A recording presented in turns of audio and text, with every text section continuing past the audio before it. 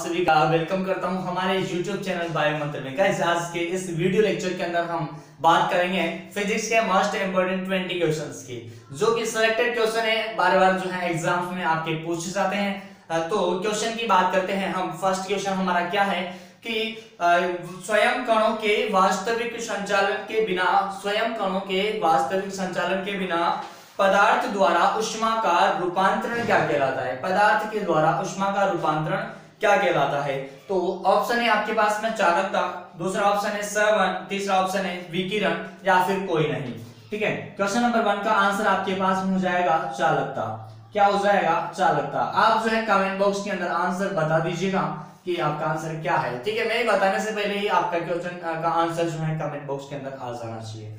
तो चलिए question number 2 की बात करते हैं। विद्युत तंतु में प्रयुक्त तत्व है। तो क्वेश्चन नंबर 2 क्या है? विद्युत तंतु में प्रयुक्त तत्व है। आपके पास ऑप्शन आते हैं तांबा, एल्यूमिनियम, आयरन और टंगस्टन।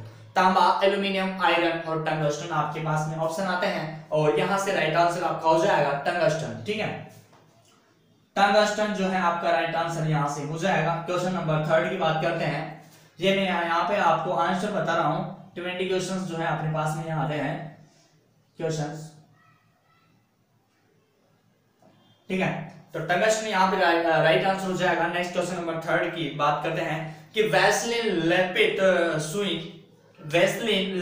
सुई क्षैतिज स्थिति में जल पृष्ठ पर धीरे धीरे से डुबोई जाती है। मतलब वैसलीन से लिपटी हुई सुई को आप क्या करोगे? क्षैतिज स्थिति में जल की जो पृष्ठ सतह है उस पर क्या करोगे? आप उसको डुबोगे धीरे धीरे, तो वह तैरती हुई प्रतीत होती है। मतलब तैरते हुए जैसे दिखाई देती है।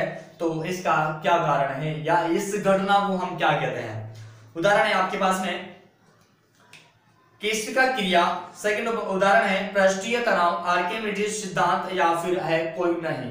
ठीक है, इसका राइट आंसर हो जाएगा आपके पास में आर्किमिडीज का सिद्धांत। आर्किमिडीज का सिद्धांत, जिसके कारण जो आपके पानी पर तैरती हुई वस्तु जो है दिखाई देती है। क्वेश्चन नंबर 4 की बात करते हैं कि तेल दीप में बत्ती, जब आप कोई भी दिया वगैरह जलाते हैं तो उसके अंदर आप तेल भरते हैं। ठीक है, ऑयल भरते हैं, तो वो तेल ऊपर उठता है, इसका क्या कारण है? ठीक है, क्वेश्चन ध्यान से सुनिएगा। तेल दीप में बत्ती का तेल ऊपर आने का क्या कारण है या ऊपर उठता है? बताइए कारण क्या है? तो दाब में अंतर है, फर्स्ट ऑप्शन है। सेकंड ऑप्शन है केशिका क्रिया, थर्ड ऑप्शन है तेल की निम्न शांता और फोर्थ ऑप्शन है गुरुत्वीय बल। तो यहां से ऑप्शन नंबर जो 2 है केशिका क्रिया आपका राइट आंसर हो जाएगा, केशिका क्रिया। 5 क्वेश्चन की बात करते हैं। क्वेश्चन नंबर 5 क्या कहता है कि पराश्रव्य तरंगे क्या है? पराश्रव्य तरंगे क्या है? तो ध्यान दीजिएगा, यहां से आपके पास में ऑप्शन आता है श्रव्य आवर्ती प्रसार से निम्न आवर्ती वाली ध्वनि तरंगे हैं, या सेकंड ऑप्शन है निर्वात में उत्पन्न ध्वनि तरंगे हैं, थर्ड ऑप्शन है श्रव्य आवर्ती प्रसार में से उच्च आवर्ती वाली ध्वनि है। मतलब श्रव्य आवर्ती प्रसार से उच्च आवर्ती वाली ध्वनि तरंगे हैं, या फोर्थ ऑप्शन है कोई नहीं। तो यहां से आपका जो थर्ड ऑप्शन है श्रव्य आवर्ती प्रसार में उच्च आवर्ती वाली ध्वनि तरंगे हैं। ठीक है, तो पराश्रव्य तरंगे क्या है? श्रव्य आवर्ती प्रसार वाली उच्च आवर्ती वाली ध्वनि तरंगे हैं, जो कि 20,000 से अधिक हर्ट्ज की होती है। ठीक है, कितनी हर्ट्ज की होती है? 20,000 से अधिक हर्ट्ज की ये तरंगे होती है, जो कि मनुष्य को सुनाई नहीं देती है। ठीक है, अब आगे बात करते हैं कि हमें कौन सी तरंगे जो है सुनाई देती है।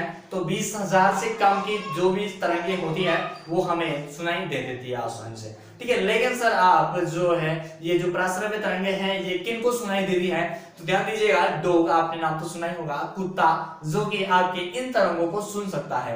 तो चलिए क्वेश्चन नंबर हम बात करते हैं यहाँ से। तो देखिए क्वेश्चन का आंसर लिख देते हैं। श्रव्य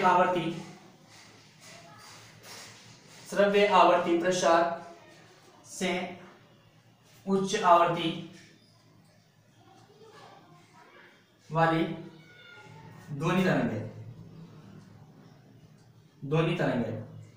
क्वेश्चन नंबर 6 की बात करते हैं कि बॉफोर्ट मापक्रम। बॉफोर्ट एक मापक्रम है, मापने वाला यंत्र है किसको मापने के लिए प्रयुक्त किया जाता है? बॉफोर्ट नाम तो सुना ही होगा आपने, नहीं सुना है तो सुन लीजिए। बॉफोर्ट नाम जो है एक यंत्र का है और इसके द्वारा किसका मापन किया जाता है? ऑप्शन है आपके पास में हवा की गति को, ध्वनि की तीव्रता को, रासायनिक विलयन का सामर्थ्य, या फिर फोर्थ ऑप्शन है कोई नहीं। ऑप्शन नंबर जो फर्स्ट है आपके पास में, हवा की गति को बॉफोर्ट मापक्रम से मापा जाता है। किसकी? हवा की गति को जो है बॉफोर्ट मापक्रम से मापा जाता है। बॉफोर्ट मापक्रम। नेक्स्ट क्वेश्चन नंबर 7 की बात करते हैं। क्वेश्चन नंबर 7 आता है आपके पास में कि किस माध्यम में ध्वनि तीव्र गति से यात्रा करती है? किस माध्यम में ध्वनि तीव्र गति से यात्रा करती है? लकड़ी, ईंट, जल, वायु। आपका आंसर कमेंट के अंदर आना चाहिए। हम अभी क्वेश्चन बहुत सिंपल है, तो चलिए देखते हैं इसका आंसर क्या हो जाएगा। ईंट हो जाएगा आपके पास में, ठीक है। तो उस वस्तुओं के अंदर जो है ध्वनि की यात्रा ज्यादा होती है। तो देखिए यहां से आप बात करते हैं कि वायु के अंदर जो है ध्वनि का वेग ज्यादा होता है, ठीक है। ध्वनि का वेग ज्यादा होता है जो कि 330 मीटर पर सेकंड किलोमीटर के हिसाब से ये देखा जाता है। आगे देखिए क्वेश्चन नंबर 8 की बात करते हैं। तो क्वेश्चन नंबर 7 का आंसर हो जाएगा 8 की बात करते हैं कि न्यूटन के किस नियम से बल की परिभाषा प्राप्त होती है? न्यूटन का प्रथम नियम, द्वितीय, तृतीय, या फिर कोई नहीं, ठीक है। तो प्रथम नियम आपको पता होगा। प्रथम नियम जो कि संवेग संरक्षण का नियम है, या हम कह सकते हैं जड़त्व का नियम है, ठीक है। संवेग संरक्षण का थर्ड वाला नियम है। और अगर तृतीय नियम की बात करें तो क्रिया के प्रति क्रिया, ठीक है, जो कि थर्ड नियम है। फर्स्ट नियम क्या है? जड़त्व का नियम है, जो कि बल की परिभाषा को क्या करता है? प्राप्त करता है यहां से, ठीक है। तो प्रथम नियम आपके पास में यहां से हो जाएगा प्रथम नियम। नेक्स्ट क्वेश्चन नंबर 9 की बात करते हैं। क्वेश्चन नंबर 9 क्या कहता है कि किसी पदार्थ का वह केंद्र जहां उसका संपूर्ण भार प्रभावी होता है क्या कहलाता है? किसी भी पदार्थ का वह केंद्र जहां उसका संपूर्ण जो भार होता है वो प्रभावी होता है, उसको हम क्या कहते हैं? तो दोलन केंद्र, निलंबन केंद्र, द्रव्यमान केंद्र, गुरुत्व केंद्र। आपका आंसर कमेंट बॉक्स के अंदर आना चाहिए। अभी मैं देख पा रहा हूं आप लोग सभी लोगों के जो आंसर हैं वो किस तरीके से आ रहे हैं यहाँ पे। तो देखिए गुरुत्व केंद्र जो है आपका यहाँ पे राइट आंसर हो जाएगा गुरुत्व केंद्र। गुरुत्व केंद्र जो है राइट आंसर हो जाएगा आपके पास में। क्वेश्चन नंबर 10 की बात करते हैं।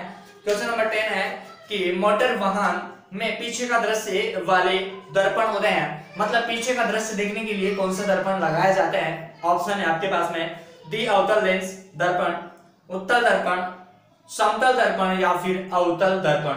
तो आपका यहाँ पे ऑप्शन नंबर 2 उत्तल दर्पण जो है आपका राइट आंसर हो जाएगा उत्तल दर्पण। नेक्स्ट क्वेश्चन नंबर 11 की बात करते हैं। क्वेश्चन नंबर 11 क्या कहता है आपके सामने कि प्रकाश वर्ष किसका मात्रक है या एकक है? तो समय, वेग, दूरी, कोई नहीं, ठीक है। तो यहाँ पे प्रकाश वर्ष जो है ये दूरी का मापक है, ठीक है, दूरी का मापक।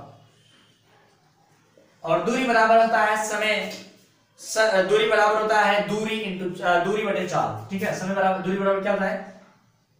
सॉरी, यहाँ पे दूरी बराबर हो जाएगा 4 इंटू समय, ठीक है। क्या हो जाएगा? 4 इंटू समय। दूरी बराबर क्या हो जाता है? 4 इंटू समय आपके पास में हो जाता है। और अगर यहां से देखें हम समय के बारे में तो दूरी बटे 4 यहाँ से समय के लिए हो जाता है। तो दूरी आपका जो है राइट आंसर है।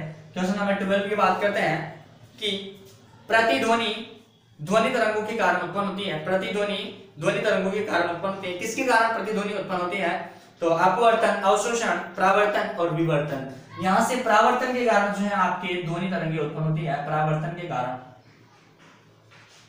नेक्स्ट क्वेश्चन नंबर 13 की बात करते हैं। 13 क्या कहता है कि लॉ ऑफ फ्लोटिंग का सिद्धांत किसने दिया था? हॉकिंस ने, बाइजर, आर्किमिडीज या फिर न्यूटन ने? तो यहां से आपके पास में जाएगा आर्किमिडीज ने जो है दिया है, आर्किमिडीज। क्वेश्चन नंबर 14 की बात करते हैं। 14 क्या कहता है? टेलीफोन लाइन में प्रवाहित ऊर्जा है ध्वनि ऊर्जा, विद्युत ऊर्जा, रेडियो ऊर्जा या फिर यांत्रिक ऊर्जा? तो यहां से हो जाएगा आपके पास में विद्युत ऊर्जा, विद्युत ऊर्जा। क्वेश्चन नंबर 15 की बात करते हैं कि प्राश्रव्य ध्वनि सुनी जा सकती है, तो किसके द्वारा सुनी जा सकती है? कुत्तों के द्वारा, मनुष्य के द्वारा, माइक्रोफोन की सहायता से, या फिर कोई नहीं, ठीक है। तो अभी थोड़ी देर पहले बताया था मैंने, कुत्तों के द्वारा जो है, कुत्तों के द्वारा सुनी जा सकती है, कुत्तों के द्वारा, ठीक है। नेक्स्ट क्वेश्चन नंबर 16 की बात करते हैं। क्वेश्चन नंबर 16 क्या कहता है कि ध्वनि के वेग पर प्रभाव नहीं पड़ता है। ध्वनि का जो वेग होता है उस पर किसका प्रभाव नहीं पड़ता है? तो ताप का, माध्यम का, दाब का या आर्द्रता का? दाब का नहीं पड़ता है, ठीक है, ध्यान दीजिएगा, दाब का नहीं पड़ता है। क्वेश्चन नंबर 17 की बात करते हैं, सरल आवर्त गति में स्थित नहीं रहता है। तो आयाम, प्रत्यान्वयन या फिर आवर्तकाल, गति जुजा। तो सेकंड ऑप्शन जो है आपके पास में प्रत्यान्वयन जो है ये यहाँ पे स्थित नहीं रहता है।